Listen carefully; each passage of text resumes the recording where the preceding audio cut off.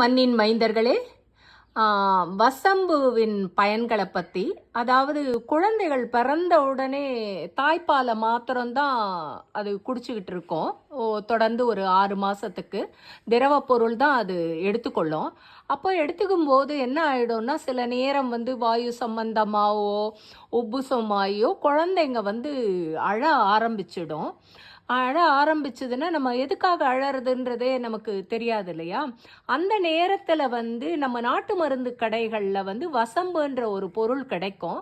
அந்த பொருளை எப்படி உபயோகிக்கிறதுன்றதை பற்றி எங்கள் அம்மா சொல்லுவாங்க, கேட்டுக்கோங்க. அதை அடுப்பில் கொஞ்சம் வச்சு கருக வேண்டும். கருகி அதை எடுத்து அரைச்சி கொஞ்சோண்டு பாலில் விட்டு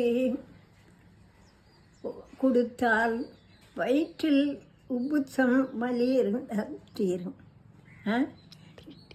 டெய்லியும் அதை அரைச்சி நெத்தியில் இடது காலில் பொட்டு வைத்தால் வயிற்றிலும் அந்த தொப்புளுக்கு மேல் கொஞ்சம் போட்டாலும் அது அந்த உஷ்ணத்தை குறைக்கும். மேலும் அது திருஷ்டியையும் கழிக்கும் என்று கூறினார்கள். இதை நீங்களும் குழந்தைகளுக்கு உபயோகப்படுத்தி பயன்பெறுங்கள். நன்றி, வணக்கம் நண்பர்களே.